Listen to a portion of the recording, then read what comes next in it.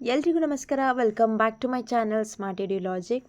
ಇವತ್ತಿನ ಟಾಪಿಕ್ ಬಂದು 7ನೇ ತರಗತಿಯ ಗಣಿತ ಪ್ರಕಾಶ ವಿಷಯದ 3rd ಚಾಪ್ಟರ್ ಆಗಿರುವಂತಹ ಬಿಂದುವಿನ ಆಚೆಗೆ ಒಂದು ಇಣುಕು ನೋಟ, ಇದರ ಒಂದು ಕಂಟಿನ್ಯೂ ಪಾರ್ಟ್ ಆಗಿರುತ್ತೆ. ನೆಕ್ಸ್ಟ್ ಟಾಪಿಕನ್ನು ನಾವಿಲ್ಲಿ ಡಿಸ್ಕಸ್ ಮಾಡ್ತಾ ಇದ್ದೀನಿ ಈ ವಿಡಿಯೋದಲ್ಲಿ. ಹಾಗೆ ಈ ಹಿಂದಿನ ಒಂದು ಟಾಪಿಕ್ಗಳನ್ನು ಆಲ್ರೆಡಿ ನಾನು ಡಿಸ್ಕಸ್ ಮಾಡಿ ಸಾಲ್ವ್ ಮಾಡಿ ನನ್ನ ಚಾನಲಲ್ಲಿ ಅಪ್ಲೋಡ್ ಮಾಡಿದ್ದೀನಿ. ನೀವೇನಾದರೂ ನೋಡಿಲ್ಲ ಅಂದರೆ ಪ್ಲೀಸ್ ಹೋಗಿ ನೋಡಿ, ಪ್ಲೇಲಿಸ್ಟಲ್ಲಿ ಎಲ್ಲ ಇರುತ್ತೆ. ಹಾಗೆ ನೀವೇನಾದರೂ ಫಸ್ಟ್ ಟೈಮ್ ನನ್ನ ವೀಡಿಯೋನ ನೋಡ್ತಾ ಇದ್ದರೆ ಪ್ಲೀಸ್ ಸಬ್ಸ್ಕ್ರೈಬ್ ಮಾಡಿ, ಸಪೋರ್ಟ್ ಮಾಡಿ. ಹಾಗೆ ಇವತ್ತಿನ ಟಾಪಿಕನ್ನು ಸ್ಟಾರ್ಟ್ ಮಾಡೋಣ. ದಶಮಾಂಶಗಳನ್ನು ಗುರುತಿಸುವುದು ಮತ್ತು ಹೋಲಿಸುವುದು. ಸೊ ಯಾವ ರೀತಿ ನಾವು ದಶಮಾಂಶಗಳನ್ನು ಗುರುತಿಸ್ತೀವಿ ಅಂತ ಹೇಳಿ ನೋಡೋದೀಗ. ದಶಮಾಂಶ ಸಂಖ್ಯೆ 1.4 ಪರಿಗಣಿಸೋಣ. ಈಗ ಎಕ್ಸಾಂಪಲ್ ಆಗಿ ಇದನ್ನು ತೊಗೊಂಡಿದ್ದಾರೆ 1.4 ಅಂತ. ಇದು 1 ಬಿಡಿ ಮತ್ತು 4 ಹತ್ತನೇ ಒಂದುಗಳಿಗೆ ಸಮವಾಗಿದೆ. ಸೊ ಇದರಲ್ಲಿ ಎಷ್ಟು ಬಿಡಿ ಇದ್ದಾವೆ? ಬಿಡಿ ಸ್ಥಾನ 1, ಓಕೆನಾ. ಸೊ ಅದರಲ್ಲಿ ಹತ್ತನೆಯ ಒಂದು ಸ್ಥಾನದಲ್ಲಿ ಯಾವ ನಂಬರ್ ಇದೆ? 4. ಅಂದರೆ ಹತ್ತನೆಯ ಒಂದು ಎಷ್ಟಿದ್ದಾವು? 4 ಇದ್ದಾವೆ. ಇದರ ಅರ್ಥ 1 ಮತ್ತು 2ರ ನಡುವಿನ ಮಾನವನ್ನು 10 ಸಮಭಾಗಗಳಾಗಿ ವಿಭಜಿಸಿದೆ ಮತ್ತು ಅಂತಹ 4 ಭಾಗಗಳನ್ನು ತೆಗೆದುಕೊಳ್ಳಲಾಗಿದೆ. ಅಂದರೆ ಏನಾಗುತ್ತೆ, ಇದು 1.4 ಅಂತಂದರೆ ಇವು ಯಾವ ಸಂಖ್ಯೆಗಳ ಮಧ್ಯೆ ಬರ್ತೈತಿ? 1 ಮತ್ತು 2, ಓಕೆನಾ. ಸೊ ಯಾಕೆ ಹಿಂಗಂತಂದ್ರೆ ಒಂದು ಪೂರ್ಣ ಸಂಖ್ಯೆ ಬಂತಿಲ್ಲಿ. ಸೊ ಈಗ 1.4 ಅನ್ನೋದು ಇಲ್ಲಿ ಒಂದು ಪೂರ್ಣ ಸಂಖ್ಯೆ, ಓಕೆ. ಸೊ ಒಂದಾಯಿತು. ಇಲ್ಲಿ 2 ಪೂರ್ಣ ಸಂಖ್ಯೆ ಇಲ್ಲ, ಅದು ಆಗೋಷ್ಟ್ರೊಳಗನೆ ಏನಾಗೈತಿ ಈ ನಂಬರ್ ಇದೆ, ಓಕೆ. ಸೊ ಇದು ಹತ್ತನೆಯ ಒಂದು ಅಂದರೆ ಒಂದಾದಮೇಲೆ ನಾವು ಇಲ್ಲಿ 10 ಭಾಗಗಳನ್ನು ಮಾಡಿದಾಗ ಅದರಲ್ಲಿ 4ನೇ ಭಾಗನೇ ಏನಾಗಿರುತ್ತೆ? 1.4 ಆಗಿರುತ್ತೆ ಅಂತ ಹೇಳಿ ಹೇಳ್ತಿದ್ದಾರೆ. ಸೊ ಇದನ್ನ ಡೈಗ್ರಾಮೆಟಿಕಲಿ ಇಲ್ಲಿ ಕೊಟ್ಟಿದ್ದಾರೆ ಅವರು. ಇದು 1 ಮತ್ತು 2 ಇವೆರಡರ ಮಧ್ಯದಲ್ಲಿ ಇದು 1.4 ಬಂದೈತಿ. ಸೊ ಇದರಲ್ಲಿ ಯಾವ ಒಂದು ಸ್ಕೇಲ್ ಇದು? ಯಾವ ಸ್ಕೇಲ್, ಯಾವ ಒಂದು ಅಳತೆನ ಇಟ್ಕೊಂಡಿದ್ದಾರೆ ಅಂದರೆ ಇಲ್ಲಿಂದ ಇಲ್ಲಿಗೆ ಒಂದು ಮಾನನ. ಈ ಒಂದು ಮಾನದಲ್ಲಿ ಎಷ್ಟು ಭಾಗ ಮಾಡಿದ್ದಾರೆ? 10 ಭಾಗ. ಹಾಗಾದರೆ ಗೆರೆಯೆಲ್ಲ ಏನು ಸೂಚಿಸ್ತೈತಿ? ಹತ್ತನೆಯ ಒಂದು. ಸೊ ಹತ್ತನೆಯ ಒಂದು ಅಳತೆ ಇರುವಂತಹ ಒಂದು ಸ್ಕೇಲ್ ಇದು, ಓಕೆನಾ. ಹಾಗಾದರೆ ಹತ್ತನೆಯ ಒಂದು ಸ್ಥಾನದಲ್ಲಿ ಯಾವ ನಂಬರ್ ಐತಿ? 4. ಸೊ ಇಲ್ಲಿ ಹತ್ತನೆಯ 1, 2, 3, 4. ಸೊ ಇದೇನಾಗುತ್ತೆ? ಒಂದಂತರೂ ಕಂಪ್ಲೀಟ್. ಒಂದಾದಮೇಲೆ ಇದೇನು ತೋರಿಸುತ್ತೆ ಅಂದರೆ ಇದು 1 ಹತ್ತನೆಯ 1, 1 ಮತ್ತು ಹತ್ತನೆಯ 1. ಇದನ್ನು ದಶಮಾಂಶದಲ್ಲಿ 1 ಮತ್ತು ಹತ್ತನೆಯ 1 ದಶಮಾಂಶದಲ್ಲಿ ಬರೆದಾಗ ಏನಾಗುತ್ತೆ? ಇದು ಒಂದು ಪೂರ್ಣ ಸಂಖ್ಯೆ. ಸೊ ಈ ಕಡೆ ಬಿಂದು. ಸೊ ಹತ್ತನೆಯ 1ರಲ್ಲಿ ಯಾವ ನಂಬರ್ ಐತಿ? 1. ಸೊ ಇದು 1.1. ಸೊ 1.2 ಅಂತಂದ್ರೇನು? 1 ಹತ್ತನೆಯ 2. 1.3 ಅಂದರೆ 1 ಹತ್ತನೆಯ 3. 1.4 ಈಗ ನಾವು ತೋರಿಸ್ಬೇಕಾಗಿರೋದು 1 ಹತ್ತನೆಯ 4. ಸೊ ಈಗ ಏನಾಗುತ್ತೆ ಇಲ್ಲಿ ಅಂದರೆ ಹತ್ತನೆಯ 1 ಸ್ಥಾನ 4ನೆಯ ಲೈನ್ ಏನಾಗಿರುತ್ತೆ? 1.4 ಅಂತ ಆಗಿರುತ್ತೆ. ಈ ರೀತಿ ನಾವು ಸೂಚಿಸ್ತೀವಿ. ಇದು 1 ಮತ್ತು 2ರ ನಡುವೆ ಇರುತ್ತೆ, ಯಾಕಂದರೆ ಒಂದು ಪೂರ್ಣ ಸಂಖ್ಯೆ. ಒಂದಾದಮೇಲೆ ಹತ್ತನೆಯ ಒಂದು ಭಾಗದಲ್ಲಿ 4ನೇ ಲೈನು, ಓಕೆ. ಸೊ ಈ ಥರ ಅಂತ ಇರ್ತೈತಿ. ಅದನ್ನು ನಾವು ಇದು ಅರ್ಥ ಮಾಡ್ಕೋಬೇಕು. 1 ಮತ್ತು 2ರ ಮಧ್ಯದಲ್ಲಿ ಇದು ಬರುತ್ತೆ. ಒಂದು ಪೂರ್ಣ ಸಂಖ್ಯೆ ಮತ್ತು 2 ಪೂರ್ಣ ಸಂಖ್ಯೆ ನಡುವಿನ ಸಂಖ್ಯೆ ಇದು ಅಂತ ಹೇಳಿ ಅರ್ಥ ಮಾಡ್ಕೋಬೇಕು. ಸಂಖ್ಯಾ ರೇಖೆಯನ್ನು ಎಳೆದು 1 ಮತ್ತು 2ರ ನಡುವಿನ ಮಾನವನ್ನು 10 ಸಮಭಾಗ ಮಾಡ್ಕೋಬೇಕು. ಯಾಕೆ 10 ಸಮಭಾಗ ಮಾಡ್ಕೋಬೇಕು ಅಂದರೆ ಇಲ್ಲಿರೋದೇನು ಜಸ್ಟ್ 1.4 ಹತ್ತನೆಯ ಒಂದು ಭಾಗನ ಮಾತ್ರ ತೋರಿಸಿದ್ದಾರೆ. ಸೊ ಅದಕ್ಕೆ ನಾವೇನು ಮಾಡಬೇಕು? ಅದನ್ನು 10 ಸಮಭಾಗಗಳಾಗಿ ವಿಭಜನೆ ಮಾಡಿ 4ನೇ ಭಾಗವನ್ನು ತೆಗೆದುಕೊಳ್ಬೇಕು. ಆವಾಗ ಇಲ್ಲಿ ನೋಡಿರಿ, ಇದು 1 ಭಾಗ, 2 ಭಾಗ, 3, ಇದು 4ನೇ ಭಾಗ, ಓಕೆನಾ. ಸೊ ಆವಾಗ ನಮ್ಗೆ ಏನಾಗ್ತೈತಿ? 1.4 ಅನ್ನೋದು ಸಿಗುತ್ತೆ. ಈ ರೀತಿಯಾಗಿ ಸಂಖ್ಯಾ ರೇಖೆ ಮೇಲೆ ನಾವು ದಶಮಾಂಶ ಸಂಖ್ಯೆಗಳನ್ನ ಗುರುತಿಸ್ತೀವಿ. ನೆಕ್ಸ್ಟು, ಸಂಖ್ಯಾ ರೇಖೆಯ ಮೇಲೆ 1 ಮತ್ತು 1.1ರ ನಡುವಿನ ಎಲ್ಲ ಗುರುತಿಸಿದ ಭಾಗಗಳನ್ನು ಹೆಸರಿಸಿ. ಇಲ್ಲಿ ಕೇಳಿದೆ, ಇದನ್ನು ಗುರುತಿಸಿದ ಭಾಗನ ಇದನ್ನು ನಾವು ಹೇಳಬೇಕು, ಇದನ್ನು ಹೆಸರಿಸ್ಬೇಕೀಗ. 1 ಮತ್ತು 1.1, ಓಕೆನಾ. ಸೊ ಇದು ಹತ್ತನೇ 1. ಇದು ನಾವು ಫಸ್ಟ್ ಏನು ಮಾಡಬೇಕು? ಯಾವ ಸ್ಕೇಲ್ ಇದು, ಯಾವ ಅಳತೆನ ಕೊಟ್ಟಿದ್ದಾರೆ ಇದರಲ್ಲಿ ಅಂತ ನೋಡಬೇಕು. ಆವಾಗ ಇಲ್ಲೇನಾಯ್ತು? ಇದು 1.1 ಅಂತಂದ್ರೆ ಇಲ್ಲಿ ಇದು ಹತ್ತನೆಯ 1 ಲೈನು, ಇದು ಹತ್ತನೆಯ 1 ಲೈನ್, ಹತ್ತನೆಯ 1 ಲೈನ್. ಹಾಗಾದರೆ ಇದು ಮಧ್ಯದಲ್ಲಿರುವಂತಹ ಲೈನ್ಸ್ ಎಂಥವು? ಹತ್ತನೆಯ 1 ಲೈನ್ಸ್ಗ ಅಳತೆಯ ಮಧ್ಯದಲ್ಲಿ ಇನ್ನೂ 10 ಭಾಗ ಮಾಡಿದ್ದಾರೆ ಅಂದರೆ ಹಾಗಾದರೆ ಇವೆಲ್ಲ 100ನೇ 1 ಲೈನ್, ಹೌದಾ? ಸೊ 100ನೇ 1 ಭಾಗಗಳ ಇವು. ಸೊ ಯಾವುದು? ಇವು ಸಣ್ಣವು. ಇದು 100ನೇ 1, 100ನೇ 2, 100ನೇ 3, 100ನೇ 4, 5, 6, 7 ಈ ಥರದ ಲೈನ್ಸ್. ಹಾಗಾದರೆ ಇವು ಗುರುತಿಸಿದಾರಲ್ಲ, ಇದನ್ನು ನಾವೀಗ ಗುರುತಿಸ್ಬೇಕು. ಈ ಲೈನ್ಸ್ ಯಾವ್ಯಾವುದು ಅಂತ ಹೇಳಿ ಅವ್ರೇನು ಕೇಳಿದ್ದಾರೆ? ಸಂಖ್ಯಾ ರೇಖೆ ಮೇಲೆ 1 ಮತ್ತು 1.1 ನಡುವಿನ ಎಲ್ಲ ಗುರುತಿಸಿದ ಭಾಗಗಳನ್ನು ಹೆಸರಿಸಿ ಅಂತ ಕೇಳಿದರೆ, ಈಗ ನಾವು ಹೆಸರಿಸ್ಬೇಕು ಈಗ ಯಾವ ರೀತಿ ಅಂತ ಹೇಳಿ ನೋಡೋಣ. ಇಲ್ಲಿ ಹಾಗಾದರೆ ಇದು 1ನೇ ಲೈನ್ ಯಾವುದು ಅಂತ ಹೇಳಿ ನೋಡೋಣ. ಫಸ್ಟ್ ಹೆಂಗೆ ತೊಗೋಬೇಕು ಈಗಿದನ್ನ. ಇದಂತೂ ಲೈನ್ ಏನು 100ನೇ ಒಂದು ಭಾಗನ. ಸೊ 1 ಕಂಪ್ಲೀಟ್ ಆಗೈತಿ. 1 ಬಿಂದು 10ನೇ ಒಂದು ಭಾಗ ಇಲ್ಲ ಇಲ್ಲಿ, ಯಾಕಂದ್ರೆ ಇದನ್ನು ದಾಟೇ ಇಲ್ಲ ಈ ಲೈನ್, ಅದಕ್ಕೆ 0. 100ನೇ ಒಂದು ಭಾಗದಲ್ಲಿ ಎಷ್ಟನೇ ಲೈನ್ ಇದು 1ನೇ ಲೈನ್. ಸೊ ಇದು 1ನೇ ಲೈನ್ ಏನಾಗಿರ್ತೈತಿ 1.01. ಅದರ ನೆಕ್ಸ್ಟ್ ಲೈನು 1.02. ಆಮೇಲೆ ಅದರದ್ದು 1.03. ಹಾಗೆ ಇಲ್ಲೇನಾಗೈತೆ ನೋಡ್ರಿ 1.04. ಇದು 1.01, 02, 03, ಇದು 04. 0 ಯಾಕೆ 10ನೇ ಒಂದು ಸ್ಥಾನ ಅಂದರೆ 10ನೇ ಒಂದು ಸ್ಥಾನ ಸ್ಟಾರ್ಟ್ ಆಗೋದೇ ಈ ಲೈನಿಂದ. ಇದಕ್ಕಿಂತ ಮುಂಚೆ ಬಂದಿತ್ತು ಅಂದರೆ ಇಲ್ಲಿ ಯಾವುದೇ 10ನೇ ಒಂದು ಭಾಗ ಇಲ್ಲ. ಸೊ ಅದಕ್ಕೆ 0 ಹಾಕಿದ್ದೀವಿ. ಇದು 100ನೇ ಒಂದು ಭಾಗ. ಸೊ ಇಲ್ಲಿ 100ನೇ 4, ಇದು 0.5 ಬರ್ತೈತಿ. 1.06, 1.07, 0.8, 0.9. 9 ಆದಮೇಲೆ ಏನು 10. ಸೊ ಇಲ್ಲಿ ನಾವೇನು ಮಾಡ್ಕೋಬೋದು ಅಂತಂದರೆ ಇಲ್ಲಿ 1.01 ಏನೈತಲ್ಲ 0.1 ಆದಮೇಲೆ 0 ಅಂತ ಇದು 1.1 ಅಂತ ಬರೆದು ನಡೆಯುತ್ತೆ, 1.10 ಅಂತ ಬರೆದು ನಡೆಯುತ್ತೆ.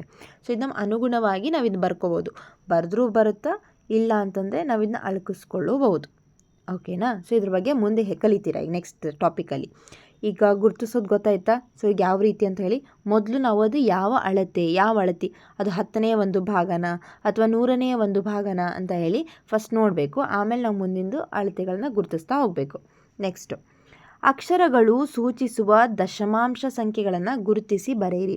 ಸೊ ಎ ಅಕ್ಷರ ಇದೆ, ಬಿ ಸಿ ಡಿ, ಈ ಅಕ್ಷರಗಳು ಯಾವ ನಂಬರನ್ನು ಸೂಚಿಸುತ್ತೆ ಅನ್ನೋದನ್ನು ನೋಡಬೇಕು. ಸೊ ಮೊದಲಿಗೆ ನಾನು ಇಲ್ಲೇನು ನೋಡಬೇಕಂದ್ರೆ ಇವು ಯಾವ್ಯಾವ ಅಳತೆಗಳು, ಈ ದೊಡ್ಡ ಲೈನ್ ಅಂದರೆ ಯಾವ ಅಳತೆ, ಈ ಚಿಕ್ಕ ಲೈನ್ಗಳು ಯಾವುದು ಅಂತ ಹೇಳಿ ನೋಡಬೇಕೀಗ. 5 ಇದೆ, 5.1 ಅಂದ್ರೆ ಇಲ್ಲಿಂದ ಇಲ್ಲಿಗೆ 10ನೇ ಒಂದು ಭಾಗ ಆಯಿತು. ಹಾಗಾದರೆ ಇದು ಮಧ್ಯದಲ್ಲಿರೋದೆಲ್ಲ ಯಾವುದು 100ನೇ ಒಂದು ಭಾಗ ಅಂತ ಈಗ ನೋಡಿ ಬರ್ಕೊಳ್ಳೋಣ. ಈಗ ಎ ಅಂದರೆ ಏನು, ಎ ಅನ್ನೋದು ಪೂರ್ಣ ಸಂಖ್ಯೆ 5ನ್ನು ದಾಟೈತಾ, 5 ಇದೆ.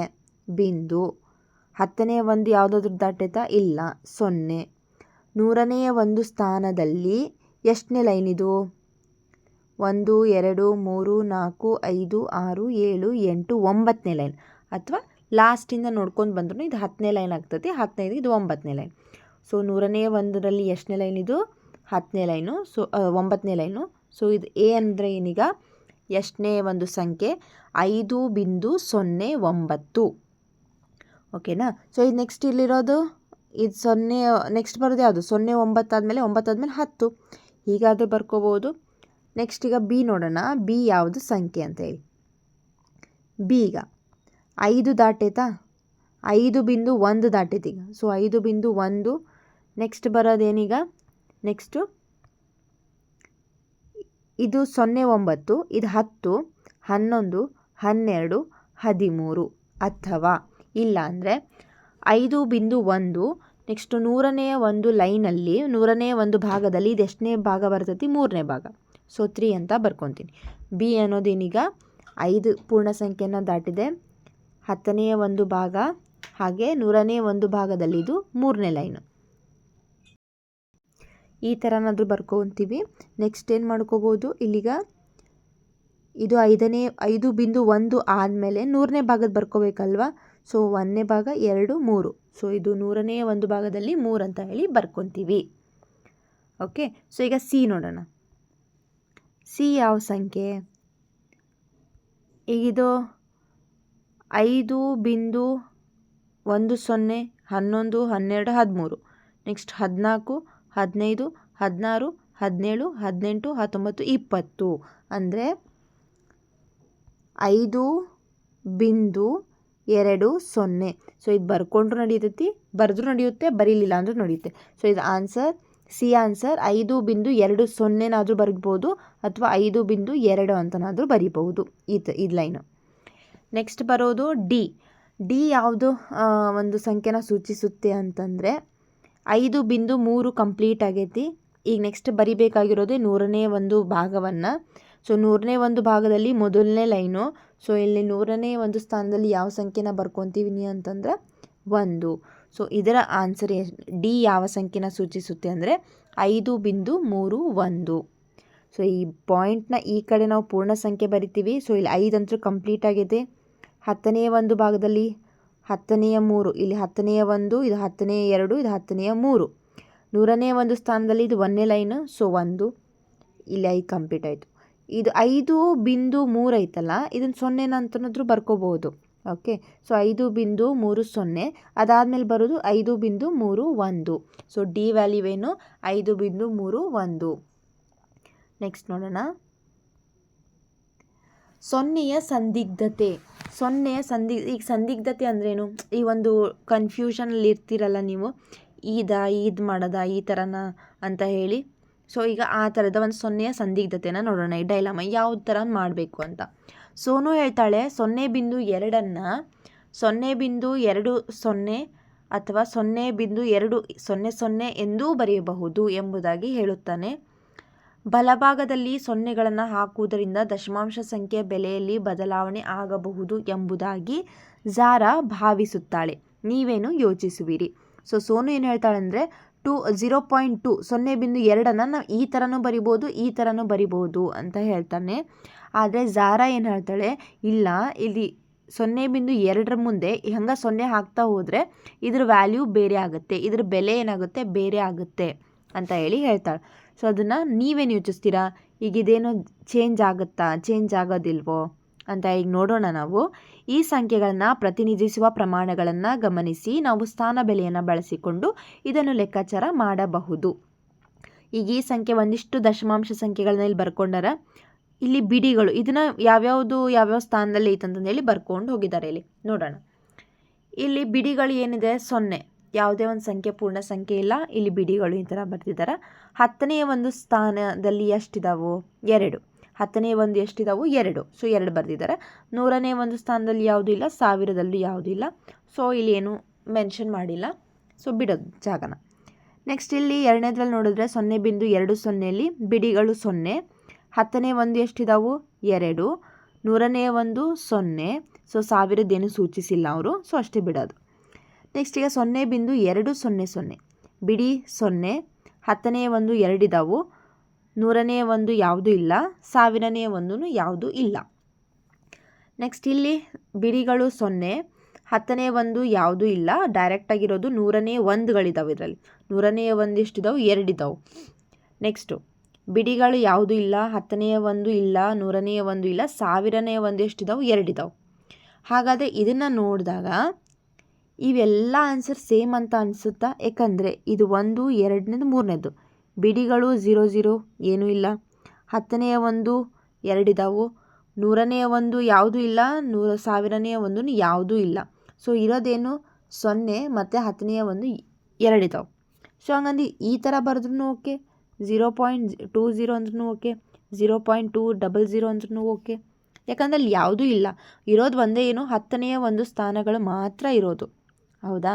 ಆದರೆ ಇಲ್ಲಿ ನೋಡ್ರಿ, ಇದರಲ್ಲಿ 100ನೇ ಒಂದು 2 ಇದ್ದಾವೆ, 1000ನೇ ಒಂದು 2 ಇದ್ದಾವೆ. 10ನೇ ಒಂದು ಯಾವುದಿಲ್ಲ, ಇಲ್ಲೂ ಇಲ್ಲ. 100ನೇ ಒಂದು ಇಲ್ಲಿಲ್ಲ, ಇಲ್ಲಿ 100ನೇ ಒಂದು 2 ಇದ್ದಾವೆ. ಸೊ ಇದೇನಾಗ್ತೈತಿ, ವ್ಯಾಲ್ಯೂ ಬೇರೆ ಬೇರೆ ಆಗುತ್ತೆ. ಇದು ಬೇರೆ ಬೇರೆ ಸಂಖ್ಯೆ ಆಗ್ತೈತಿ, ಇವೆಲ್ಲ ಒಂದೇ ಸಂಖ್ಯೆ ಆಗುತ್ತೆ. ಯಾಕಂದ್ರೆ 10ನೇ ಒಂದು ಮಾತ್ರ ಇರೋದು, ಬೇರೆ ಯಾವುದೂ ಇಲ್ಲ. ಇದ್ರ ಮುಂದೆ ಎಷ್ಟಾದರೂ 0 ಇಟ್ಕೊಳ್ರಿ, ಇದ್ರದ್ದು ವ್ಯಾಲ್ಯೂ 3ರದ್ದು ವ್ಯಾಲ್ಯೂ ಸೇಮ್ ಆಗೇ ಇರುತ್ತದೆ. ವ್ಯಾಲ್ಯೂ ಅಂದರೆ ಬೆಲೆ. ಆದರೆ ಇದ್ರದ್ದು ಏನಾಗ್ತೈತಿ, ಬೇರೆ ಬೇರೆ ಆಗ್ತಾ ಹೋಗುತ್ತೆ. ಈಗ ಇದನ್ನು 0 ಇದಾಯ್ತಾ. ಈಗ ನೆಕ್ಸ್ಟ್ 0.0002 ಅಂತಂದಾಗ ಮತ್ತೆ ಬೇರೆ ಆಯ್ತು ಇದ್ರ ವ್ಯಾಲ್ಯೂ. ಇದರಲ್ಲಿ ಏನಾಯಿತು, 10ನೇ ಒಂದು ಯಾವುದಿಲ್ಲ, 100ನೇ ಒಂದು ಯಾವುದಿಲ್ಲ, 1000ನೇ ಒಂದು ಯಾವುದಿಲ್ಲ, 10,000ದ ಒಂದು 2 ಇದ್ದಾವೆ. ಬಟ್ ಇದರಲ್ಲಿ 1000ನೇ ಒಂದು ಮಾತ್ರ ಇದ್ದಾವೆ. ಅದಕ್ಕೆ ಇದು ವ್ಯಾಲ್ಯೂ ಬೇರೆ ಆಗುತ್ತೆ, ಇದ್ರದ್ದು ಇವೆರಡ್ರದ್ದು ಇದ್ರದ್ದು. ಇದರ ಅರ್ಥ ಏನು ಅಂದರೆ, ದಶಮಾಂಶ ಸಂಖ್ಯೆ ಬರೆಯುವಾಗ ಅಂದರೆ ಎಕ್ಸಾಂಪಲ್ ಇಲ್ಲಿ ನೋಡಿರಿ, ಒಂದು ಬಿಂದು ಇಟ್ಕೊತೀನಿ, ಒಂದು ಸಂಖ್ಯೆ ಇಲ್ಲೊಂದು ಸಂಖ್ಯೆ ಈ ಕಡೆ ಇರುತ್ತೆ. ಈ ಕಡೆ ಲಾಸ್ಟಿಗೆ ಬರ್ಕೊಳ್ಳೋ ಅಂತಹ ಸೊನ್ನೆಗಳಿಗೆ ಬೆಲೆ ಇರೋದಿಲ್ಲ. ಈಗ ಎಕ್ಸಾಂಪಲ್ ನಾನು ದಶಮಾಂಶ ಬಿಟ್ಟಿಗೆ ಬರೆದ್ರೆ 2 ಈಗಲೂ 2 ಈಗಲೂ 2 ಈಗಲೂ 2 ಈಗಲೂ 2 ಈ ಕಡೆ ನೀವು ಎಷ್ಟೇ 0 ಹಾಕ್ರಿ ಅದಕ್ಕೆ ಬೆಲೆ ಅನ್ನೋದು ಇರೋದಿಲ್ಲ. ಓಕೆ, ಸೊ ಈಗ ಬಿಂದು ಹಾಕಿ ಈಗ ಇಲ್ಲಿ 2 ಬರಿತೀನಿ. ಇದ್ರ ಮುಂದೆ ಎಷ್ಟೇ 0 ಹಾಕ್ರಿ ಇದ್ರ ವ್ಯಾಲ್ಯೂ ಏನಾಗುತ್ತೆ, ಜಸ್ಟ್ 2.2 ಅಂತಲೇ ಆಗುತ್ತೆ. ಸೊ ಈ ಕಡೆ ಲಾಸ್ಟಿಗೆ ಈ ಕಡೆ ಲಾಸ್ಟಿಗೆ ಬರುವಂತಹ 0 ಬರೆದ್ರು ಅದ್ರದ್ದು ವ್ಯಾಲ್ಯೂ ಏನಾಗಲ್ಲ, ಚೇಂಜ್ ಆಗಲ್ಲ. ಅದ್ರದ್ದು ಬರೀ ಏನಾಗುತ್ತೆ 2.2 ಅಂತಲೇ ಇರುತ್ತೆ ವ್ಯಾಲ್ಯೂ. ಓಕೆ, ಸೊ ಅದಕ್ಕೆ ಕೊಟ್ಟಿದ್ದಾರೆ ಇಲ್ಲಿ ಕೆಳಗೆ 0.2 0.20 ಮತ್ತು 0.200 ಎಲ್ಲವೂ ಸಮವಾಗಿದೆ. ಯಾಕಂದರೆ ಇದು ಒಂದೇ ಪ್ರಮಾಣ, 2 10ನೇ ಮಾತ್ರ ಹೊಂದಿದೆ. ಆದರೆ ಇವೆರಡು ಏನಾಗ್ತೈತಿ ಬೇರೆ ಬೇರೆನ ವಿಭಿನ್ನ ಡಿಫ್ರೆಂಟ್ ಆಗಿದ್ದಾವೆ, ಬೇರೆ ವ್ಯಾಲ್ಯೂನ ಹೊಂದಿದ್ದಾವೆ ಅಂತ ಅರ್ಥ. ನೆಕ್ಸ್ಟು, ಇವುಗಳಲ್ಲಿ ಯಾವುದು ಅತಿ ಚಿಕ್ಕದು ಮತ್ತು ಯಾವುದು ಅತಿ ದೊಡ್ಡದು ಎಂದು ನೀವು ಹೇಳಬಲ್ಲಿರಾ? ಸೊ ಇದರಲ್ಲಿ ಯಾವುದು ದೊಡ್ಡದು ಯಾವುದು ಸಣ್ಣದು? ಇಲ್ಲಿ 10ನೇ ಐತಿ. ಓಕೆನಾ, ಇವೆಲ್ಲ 3 1 ಅಂತ ಅಂದ್ಕೊಳ್ರಿ. ಇವು 3 1 0.2. ಇದರಲ್ಲಿ ಎಲ್ಲ ಏನಾಗೈತಿ 10ನೇ ಐತಿ. ಇದರಲ್ಲಿ 10ನೇ ಇಲ್ಲ, 100ನೇ ಐತಿ, 1000ನೇ ಐತಿ.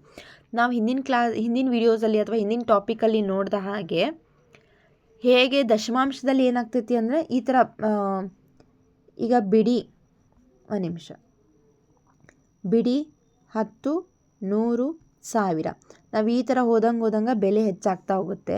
ಸೊ ಅದೇ ಥರ ಇಲ್ಲಿ 10ನೇ 100ನೇ 1000ನೇ ಇಲ್ಲೂ ಕೂಡ ನಾವು ಹಿಂಗೆ ಬಂದಾಗ ಬೆಲೆ ಹೆಚ್ಚಾಗುತ್ತಾ ಹೋಗುತ್ತೆ.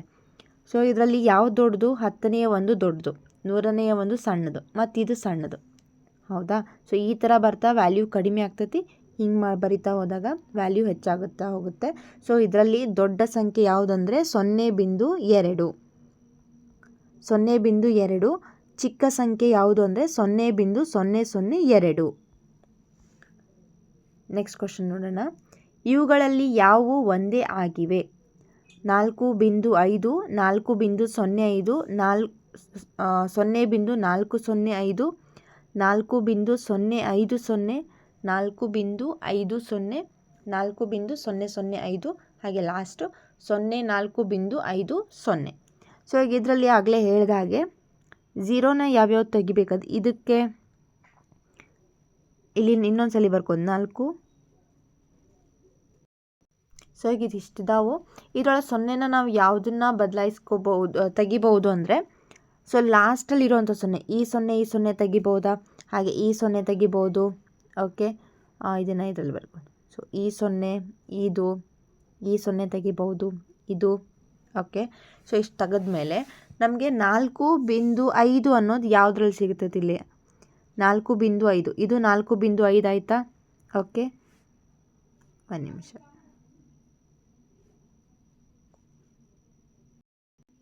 4.5 4.5 ಮತ್ತು 4.5 ಮತ್ತೆಲ್ಲಿದೆ ನೋಡಿರಿ, ಎಲ್ಲೂ 4.5 ಅನ್ನೋದಿಲ್ಲ. ಇವು 3 ಒಂದು ಗುಂಪಾಗುತ್ತೆ, ನೀವು ಬರ್ಕೋಬೋದು. ಇದಿಷ್ಟು 3 ಸೇಮ್ ಅಂತ ಹೇಳಿ, ಯಾಕಂದ್ರೆ ಈ ಕಡೆ 0ಗೂ ವ್ಯಾಲ್ಯೂ ಇಲ್ಲ, ಇದು 0ಗೂ ವ್ಯಾಲ್ಯೂ ಇಲ್ಲ. ನೆಕ್ಸ್ಟ್ ಇನ್ನೊಂದು ಯಾವ್ದು ಬರ್ತೈತಿ ಈಗ? 4.05 4.05 4.05 ಹೌದಾ? ಸೊ ಮತ್ತು ಯಾವುದು ಸೇಮ್ ಇಲ್ಲ. ಇವೆರಡು ಸೇಮ್ ಬೆಲೆನ ಸೂಚಿಸುತ್ತೆ, ಒಂದೇ ಆಗಿದೆ. ಸೊ ಇವು 3 ಹಸಿರಿಂದ ತೋರಿಸಿರೋದು 3 ಆಗುತ್ತೆ. ಈ ಥರ ನೀವು ಬರ್ಕೋಬೋದು. ನೆಕ್ಸ್ಟು, ಮುಂದಿನ ಚಿತ್ರ ಎನಲ್ಲಿ ಸಂಖ್ಯಾ ರೇಖೆಗಳನ್ನು ಗಮನಿಸಿ. ಪ್ರತಿ ಹಂತದಲ್ಲಿ 4.185 ಸಂಖ್ಯೆಯನ್ನು ಗುರುತಿಸಲು ಸಂಖ್ಯಾ ರೇಖೆಯ ಒಂದು ನಿರ್ದಿಷ್ಟ ಭಾಗವನ್ನು ವರ್ಧಿಸಲಾಗುತ್ತದೆ. ಇಲ್ಲಿ ನೋಡೋಣ, ಬೇರೆ ಬೇರೆ ಮಾನಗಳನ್ನು ತೊಗೊಂಡಿದ್ದಾರೆ. ಸೊ ಅದು ಇದೊಂದು ನೋಡಿ, ಇದನ್ನು ನೋಡಿ ನಾವೇನು ಮಾಡಬೇಕು? ಬಿ, ಚಿತ್ರ ಬಿಯ ಕೊನೆಯ ಸಂಖ್ಯಾ ರೇಖೆಯಲ್ಲಿ ಇಲ್ಲಿ ಕ್ವಶನ್ ಮಾರ್ಕ್ ಇಟ್ಟಿದ್ದಾರೆ. ಸೊ ಇದು ಯಾವ ಸಂಖ್ಯೆ ಬರುತ್ತೆ, ಸೂಚಿಸುವ ದಶಮಾಂಶ ಸಂಖ್ಯೆಯನ್ನು ಗುರುತಿಸಿ ಅಂತ ಹೇಳಿದೆ. ಈಗ ನಾವು ಮೊದಲು ನೋಡಬೇಕಂದ್ರೆ ಇವು ಯಾವ್ಯಾವ ಅಳತೆಗಳಲ್ಲಿ ಐತಿ ಅಂತ. ಇಲ್ಲಿ 0 ಐತಿ, ಇಲ್ಲಿ 10 ಐತಿ. 10 ಭಾಗ ಅಂದರೆ ಇದು 1 2 3 4 5 6 7 8 9 10. ಹಾಗಾದರೆ ಇವೆಲ್ಲ ಏನು ಪೂರ್ಣ ಸಂಖ್ಯೆಗಳು, ಒಂದಿರೋವಂಥದ್ದು. ಓಕೆನಾ? ಸೊ ಇದು ಒಂದು ಸಂಖ್ಯೆ, ಇಲ್ಲಿ 1 2 3 4 5. ಹಾಗಾದರೆ ಇವರು ಮಾರ್ಕ್ ಮಾಡಿರುವಂತಹ ಒಂದು ಏನೈತಲ್ಲ ಇಲ್ಲಿ ಈ ಒಂದು ಬಾಕ್ಸ್, ಹಾಗಂದ್ರೆ ಯಾವ ನಂಬರ್ನ ಸೂಚಿಸುತ್ತೆ? ಇದು ಇದು 1 2 3 4 5 ಹಾಗಂದ್ರೆ ಇಲ್ಲಿ ಆರೋ ಮಾರ್ಕ್ ತೋರಿಸ್ತಾರೆ, ಇಲ್ಲಿ ಬಾಣದ ಗುರುತು. ಆ ಬಾಣದ ಗುರುತು ತೋರಿಸುವಂಥ ಸಂಖ್ಯೆ 4 ಮತ್ತು 5ರ ಮಧ್ಯದಲ್ಲಿ ಬರುತ್ತೆ ಅಂತ ಅಲ್ವಾ. ಸೊ ಅದಕ್ಕೆ ಇದನ್ನೇನು ಮಾಡ್ಯಾರ, 4 ಮತ್ತು 5ಅನ್ನು ಝೂಮ್ ಮಾಡಿದ್ದಾರೆ ಈ ಥರ. ಇದು 4 5 ಮತ್ತೆ 10 ಭಾಗಗಳನ್ನು ಮಾಡಿದ್ದಾರೆ. ಹಾಗಾದರೆ ಇದು ಯಾವ ಅಳತೆಯಲ್ಲಿದೆ? 10ನೆಯ 1 ಅಳತೆನ ಇದು. ಆವಾಗ ಇದೇನಾಗುತ್ತೆ, 10ನೆಯ 1 10ನೆಯ 2 10ನೆಯ 3 10ನೆಯ 4 10ನೆಯ 5 6 7 8 9 10 ಈ ರೀತಿಯಾಗಿ ಹೋಗುತ್ತೆ. ಹಾಗಂದ್ರೆ ಈ ಬಾಣದ ಗುರುತು ಯಾವ್ಯಾವ ಸಂಖ್ಯೆ ಮಧ್ಯದಲ್ಲಿ ಬರುತ್ತೆ ಅಂತ ನೋಡಿದಾಗ ಇಲ್ಲಿ 4 ಇದೇನಾಗ್ತೈತಿ 4.1, ಇದು 4.2 ಹೌದಾ. ಸೊ ಇಲ್ಲೇನಾಗೈತೆ ಅಂದ್ರೆ 4.1 ಮತ್ತು 4.2 ಮಧ್ಯದಲ್ಲಿ ಈ ಬಾಣದ ಗುರುತು ತೋರಿಸುವಂಥ ಸಂಖ್ಯೆ ಬಂದಿದೆ. 1 ಯಾಕೆ ಬರದೆ, ಇದು 10ನೆಯ 1 ಭಾಗ. 2 ಯಾಕೆ ಇಲ್ಲಿ ಬರದೆ ಅಂದರೆ ಇದು 10ನೆಯ 2 ಭಾಗ. ಸೊ ಅವೆರಡು ಮಧ್ಯದಲ್ಲಿ ಇದೆ ಅಂತ ಅರ್ಥ. ಸೊ ಅದಕ್ಕೆ ಏನು ಮಾಡ್ಯಾರ, ಇಲ್ಲಿ 4.1 ಮತ್ತು 4.2ನ ಝೂಮ್ ಮಾಡಿ ಮತ್ತು 10 ಭಾಗ. ಇದು 1 ತೋರಿಸುತ್ತಾ, ಇದು 10ನೆಯ 1 ಭಾಗ. ಹಾಗಾದರೆ ಇದೇನು 100ನೆಯ 1 ಭಾಗ ಹೌದಾ. ಸೊ ಅವಾಗ ಏನಾಗ್ತದೆ, ಇಲ್ಲಿ ಇದು 4.1 ಇದು 4.2 ಯಾಕಂದ್ರೆ ಇದು ಇವೆರಡು ತೋರಿಸುವಂಥ ಝೂಮ್ ಮಾಡಿದ್ದಾರೆ. ಇಲ್ಲಿರೋವಂಥದ್ದು ಯಾವುದಾಗುತ್ತೆ 4.1 ಹಾಗೆ 100ನೆಯ 1 ಸ್ಥಾನ 11, ಇದು 12 13 14 15 16 17 4.18 ಇದು ಮೇಲೆ ಈ ಕಡೆ ಇರೋದು 4.19. ಓಕೆ. ಸೊ ನೆಕ್ಸ್ಟ್ ಬರೋದು 20. ಸೊ 4.20 ನಾಗಲೇ ಹೇಳಿದಾಗೆ ಇದನ್ನು ಬರಿಬೋದು ಅಥವಾ ಬರಿದೇ ಇರ್ಬೋದು. ಸೊ 4.2 ಅಂತ ಹೇಳಿ ಬಂತು. ಓಕೆ. ಸೊ ಹಾಗಾದರೆ ಇದಿರೋಂಥ ಲೈನ್ ಏನಿದೆ ಅಂದರೆ 4.18 4.19. ನೆಕ್ಸ್ಟ್ ಇನ್ನೂ ಝೂಮ್ ಮಾಡಿದಾಗ ಈ ಆರೋ ಮಾರ್ಕನ್ನು 4.18 4.19 ಇವೆರಡು ಲೈನನ್ನು ಮತ್ತೆ ಝೂಮ್ ಮಾಡಿ ಅದರಲ್ಲಿ 10 ಭಾಗಗಳನ್ನು ಮಾಡಿದ್ದಾರೆ. ಹಾಗಾದರೆ ಇದು ಎಷ್ಟು ಸ್ಥಾನಗಳು ಅಂತ ತೋರಿಸ್ತದೆ ಇಲ್ಲಿ ಅಂದರೆ ಇದು 1000ನೆಯ 1 ಭಾಗ. ಓಕೆ. ಸೊ ಅದಕ್ಕೆ ಇಲ್ಲಿ ಏನು ಮಾಡ್ಯಾರಂದ್ರೆ ಇದು 4.18 ಇದು 1000ನೆಯ 1 ಆಗಿರೋದ್ರಿಂದ ಇದು 1 ಅಂತ ಬರ್ತೈತಿ. ಆಮೇಲೆ ಇಲ್ಲಿ 2 ಅಂದರೆ 4.12 3 4 5. ಸೊ ನಾವು ತೋರಿಸ್ತಾ ಇರುವಂಥ ಈ ಸಂಖ್ಯೆ ಇಲ್ಲಿ ಕೆಂಪು ಬಾಣದ ಗುರುತಿಂದ ತೋರಿಸಿರುವಂಥ ಸಂಖ್ಯೆ ಯಾವುದು ಅಂದರೆ 4.185. 10ನೆಯ 1 ಭಾಗ 100ನೆಯ 1 ಭಾಗ 1000ನೆಯ 1 ಭಾಗ ಮಾಡಿದಾಗ ನಮ್ಗೆ ಈ ನಂಬರ್ ಸಿಗುತ್ತೆ. ಸೊ ಈ ಥರನೇ ಮಾಡ್ಕೊತ ಹೋದಾಗ ನಮಗೆ ಬಿಯಲ್ಲಿ ಇಲ್ಲಿ ಈ ಥರನೇ ಮಾಡಿ ನಾವು ಇಲ್ಲಿ ಯಾವುದು ನಂಬರ್ ಬರುತ್ತಾ ಅಂತ ಹೇಳಿ ನೋಡಬೇಕು. ಸೊ ನೋಡೋಣ. ಈಗ ಇದು ಒಂದನೇ ಪ್ರಮಾಣ ತೋರಿಸೋದ್ರಿಂದ ಇದು 0 1 2 3 4. ಸೊ ಇದು 3 ಮತ್ತು 4 ಮಧ್ಯದಲ್ಲಿ ಬರುತ್ತೆ. ಓಕೆ. ಸೊ ಅದನ್ನು ನೀವು ಗುರ್ತು ಮಾಡಿ, ಇಲ್ಲಿ 3 ಇದು 4 ಅಂತ ಗೊತ್ತಾಯಿತು. ಸೊ ಇದು 3 ಮತ್ತು 4ನ್ನು ಮತ್ತೆ ಝೂಮ್ ಮಾಡೋದು.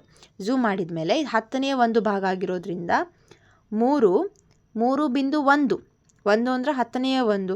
ಸೊ ಈಗ ನೆಕ್ಸ್ಟ್ ಏನಾಗುತ್ತೆ ಅಂತಂದ್ರೆ 3 ಮತ್ತು ಈ ನಂಬರ್ ಲೈನ್ ಯಾವುದು 3.1. ಓಕೆ. ಸೊ ಇಲ್ಲಿ ಹಾಗಾದರೆ 3 ಬರ್ತೈತಿ, 3.1 ಅನ್ನೋ ನಂಬರ್ನ ಬರ್ಕೋಬೇಕು. ಇಷ್ಟು ಬರ್ಕೊಂಡಾದ್ಮೇಲೆ ನೆಕ್ಸ್ಟ್ ಇದನ್ನು ಮತ್ತೆ ಝೂಮ್ ಮಾಡಿದಾಗ ಈ ನಂಬರ್ ಯಾವುದು ಇಲ್ಲಿ 3.01 02 03 04 05 06. ಹಾಗಾದರೆ 3 ಈ ಲೈನ್ ಯಾವುದು ಅಂದ್ರೆ 3.05.